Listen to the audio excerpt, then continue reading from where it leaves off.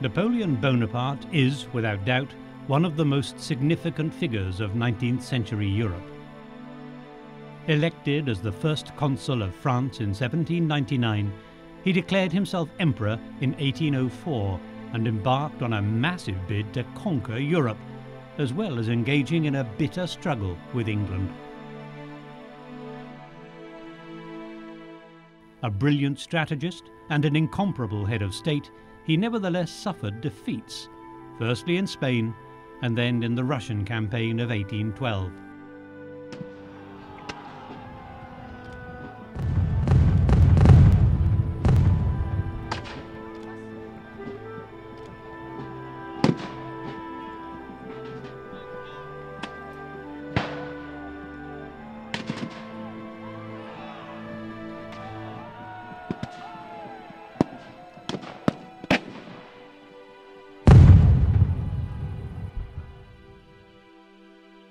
These setbacks led him to abdicate in 1814, and the deposed emperor was sent into exile on the island of Elba, of which he was counted king. But the world had not heard the last of the so-called Little Corporal. He prepared a daring return in what became known as the 100 Days Campaign. His last bid to regain his power, his army, and France. Just 100 days in which to stake everything to defeat foreign armies and chase Louis XVIII from the throne. 100 days, it turned out, to defeat at Waterloo on the 18th of June, 1815. Vive l'empereur! Vive l'empereur!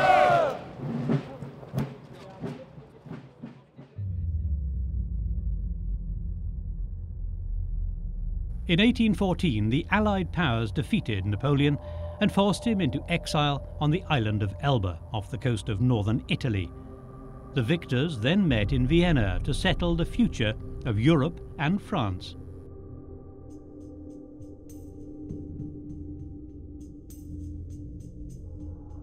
Before Napoleon's fall, the empire he had carved out meant that he had, under his direct or indirect control, the majority of Europe's 175 million inhabitants, 50 million of them French. The aim of the negotiations was simple: restore the balance between the European powers to prevent any one nation gaining disproportionate power over the others. In that year, 1814, the principal victors had been the Kingdom of Prussia, Great Britain, the Austrian Empire, and the Russian Empire. Defeated France was represented at the talks by Charles Maurice de Talleyrand, an experienced politician and a brilliant diplomat. The philosophy of the Congress of Vienna was entirely based on the principle of a balance of power, long desired by England, which wanted to ensure no single nation dominated the others. Il ne faut pas qu'il y ait une puissance qui domine le continent. There must be no power capable of dominating the continent to the point of imposing its own rules, because for British trade it's not a good thing to have a single power having the mastery over continental trade. What's more, if a nation is too powerful, it's bad at the political level too. Before the revolution, Europe had decided that a balance of powers was the best system. Que le meilleur système, c'était un équilibre.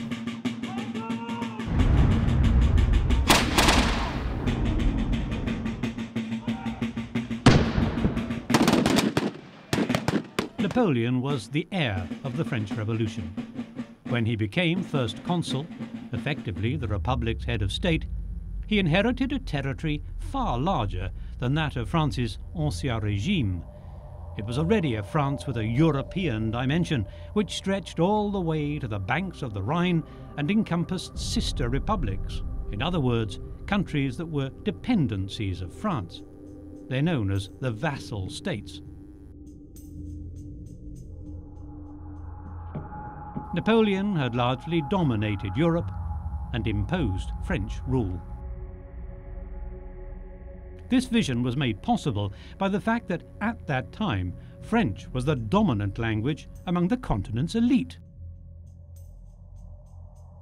What's more, the ideas behind the revolution, which the Napoleonic Empire continued to propagate, were very welcome among a large section of the population. They can still be seen in the Code Civil. For example, equality of rights, where measures favour ordinary people against the interests of the aristocracy. The ideas of Napoleon's empire were far more modern than those of the Austrian Empire, the Kingdom of Prussia, and certainly more than in the empire of the Russian Tsar.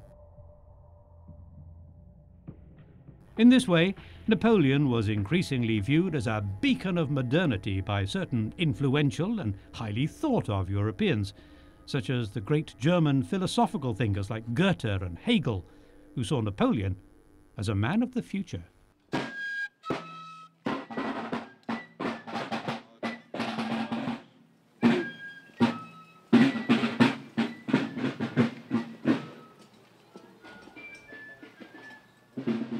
But the empire was becoming less and less acceptable to the people of the conquered lands, because French domination was too strong.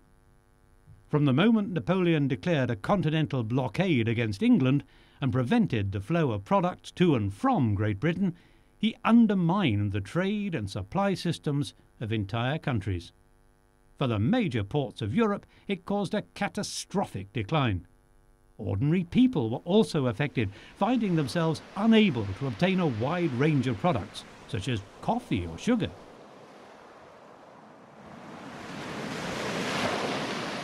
Furthermore, the Napoleonic Empire was hard to accept for those countries that had been defeated by France, such as the Habsburg Empire or the Kingdom of Prussia, which had been obliged to come to terms with Napoleon. The countries had lost territory and harboured thoughts of revenge.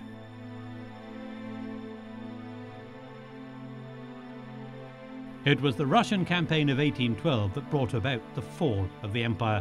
At the time, Napoleon was at the peak of his glory. He reigned supreme over almost the entire continent. But diplomatic tensions with Tsar Alexander worsened.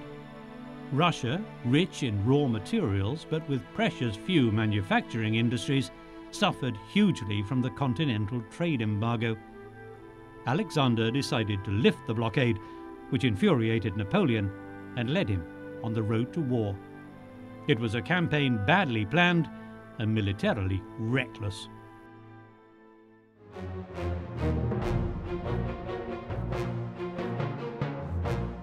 The Grande Armée invaded Russia. The fighting was very violent.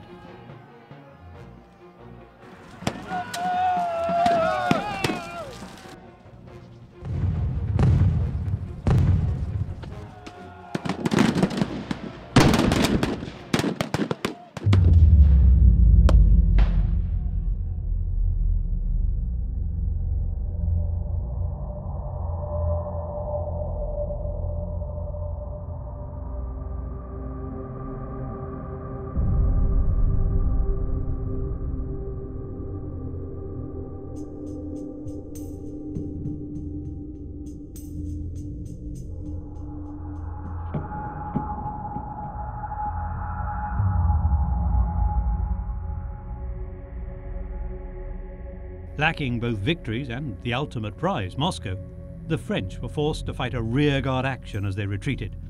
The bitter winter cold and Russia's scorched earth policy literally decimated Napoleon's army. The Russian campaign ended in dismal failure, with hundreds of thousands dead. After this massive defeat, Napoleon's allies began to change sides.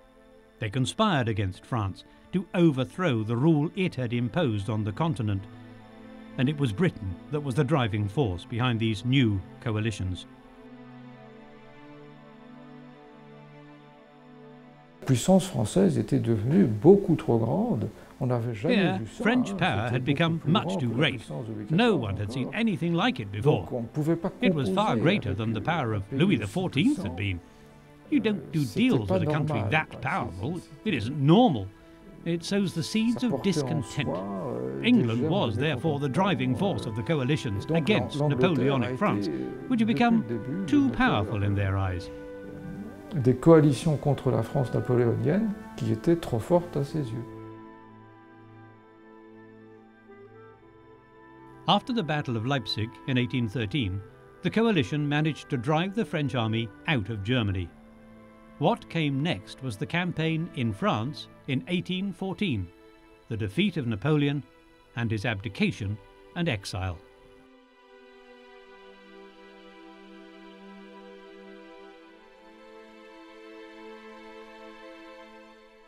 The European powers gathered in Vienna had to find a new king to occupy the throne of France, who would be legitimate and an ally.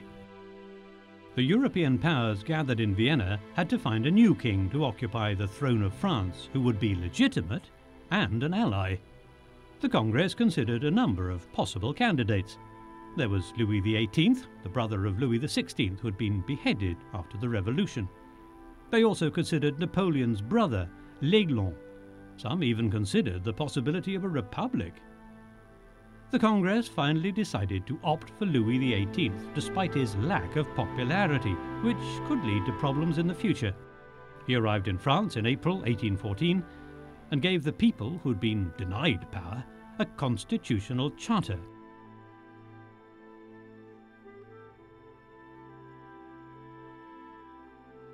It was the restoration of the monarchy. Louis XVIII was the King of France and not the King of the French. France was reduced back to the frontiers it had in 1792. She was not meant to suffer too much from defeat because a weakened France would upset the balance of powers. Napoleon, exiled on the island of Elba, prepared his revenge. He left the island by boat with one objective in mind: Paris.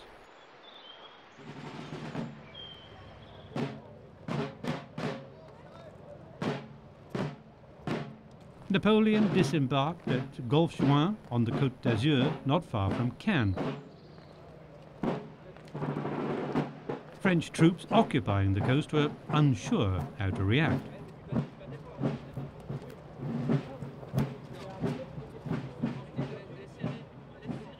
The deposed emperor was sensible. He preferred to take a route where he knew the people would be on his side. He knew that much of Provence was royalist. He could not go through Avignon or by the Rhone. He chose instead to go via the Alps in the direction of Grenoble. It's not the easiest route because it's mountainous, but he knew he'd find a welcome there. He set out on the way known ever since as the Route Napoleon, through Digne, through Sisteron, through Gap, and through Grenoble. Just before Grenoble, in the Lafry Gorge, infantry units under the command of Marshal Ney were waiting for him. Maréchal Ney n'est pas là, mais ce sont des troupes qui sont donc envoyées par Louis XVIII. Marshal Ney wasn't there, but these were the troops sent by Louis XVIII to halt Napoleon in his tracks. This is where the famous incident occurred, in which Napoleon went on foot to meet with the soldiers sent to arrest him, and he spoke to them because he'd recognized their regiment. He'd always been able to speak to his soldiers. This was one of his greatest strengths. The soldiers he recognized, of course, were veterans. These were not young recruits. They were people who'd been under arms and fought for Napoleon for a long time. After just a few words of that address, instead of arresting him, they threw themselves into his arms and cheered. Il l'acclame.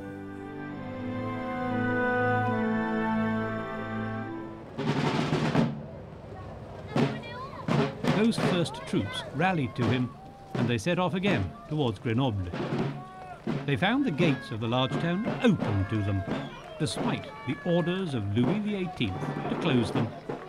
It was the citizens and the soldiers occupying Grenoble who disregarded their orders and welcomed Napoleon. So, there he was, in a larger town which gave him a greater base for his operations. Moreover, it's quite amusing to see how in the French press he's referred to when he arrives as the Corsican ogre, and then this is the usurper, and then it's General Bonaparte, then it's Napoleon, then it's Emperor, and once he reaches Paris, it's His Imperial Majesty. On lui redonne ses titres. Marshal Ney was commander-in-chief of the forces charged with halting Napoleon's progress. They finally met in the Auxerre in Burgundy, where the Marshal addressed his troops, saying, "The Bourbon cause is lost forever." He did not have time to go much further, because his soldiers rallied to Napoleon and started cheering. This act established Marshal Ney as one of the most important generals in France, and his speech was the deciding factor in the entire army rejoining the imperial cause.